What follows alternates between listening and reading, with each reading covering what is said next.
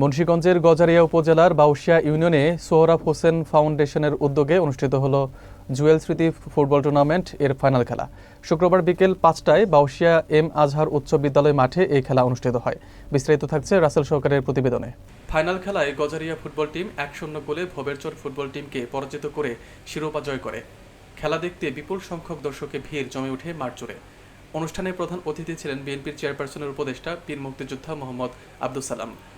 বিশেষ অতিথি হিসেবে উপস্থিত ছিলেন বিএনপির কেন্দ্রীয় সমাজ কল্যাণ বিষয়ক সম্পাদক কামরুজ্জামান রতন, স্বেচ্ছাসেবক দলের সহসভাপতি ও সাবেক ভিপি রফিকুল ইসলাম মাসুম, মুন্সিগঞ্জ জেলা কৃষক দলের ভারপ্রাপ্ত সভাপতি সিরাজুল ইসলাম পিন্টু। জুয়েল স্মৃতি ফুটবল টুর্নামেন্টে প্রধান সমন্বয়ক ছিলেন বিশিষ্ট সমাজসেবক রিপকু এবং সঞ্চালনে ছিলেন সোহরাব ফাউন্ডেশনের প্রতিষ্ঠাতা সোহরাব হোসেন প্রধানের ছোট ভাই সোহেল প্রধান। এ সময় স্থানীয় গণ্যমান্য ব্যক্তি ও বিএনপির বিভিন্ন অঙ্গ সংগঠনের নেতৃবৃন্দ উপস্থিত ছিলেন। খেলাধুলার মাধ্যমে যুব সমাজকে উৎসাহিত করতে এমন আয়োজন প্রশংসিত হয়েছে।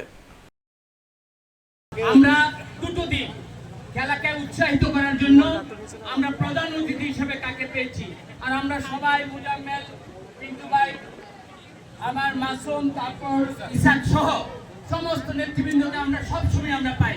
কিন্তু আমাদের সৌভাগ্য যে আমরা মুক্তিযোদ্ধা সালাম ভাই, ওনাকে কখনো আমি বিএনপি নেতা বলি না।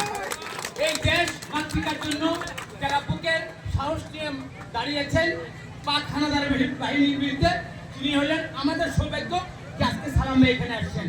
আমাদের দ্বিতীয় সৌভাগ্য, আপনারা বারবার ওনাকে একই পরিচয় দিচ্ছেন, কিন্তু আপনারা হয়তো কেউই জানেন না বাংলাদেশ ওয়ান্ডার্স যে ক্লাব, এই ক্লাবের কিন্তু উনি সম্মানিত সভাপতি।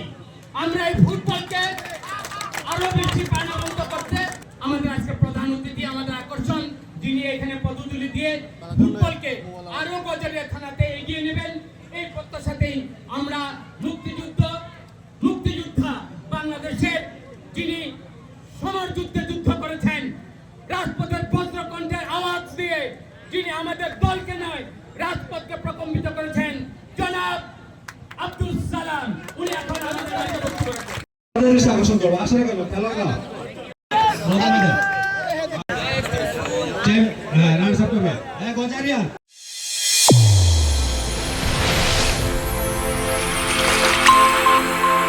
চ্যানেল A1 হৃদয়ের স্পন্দন।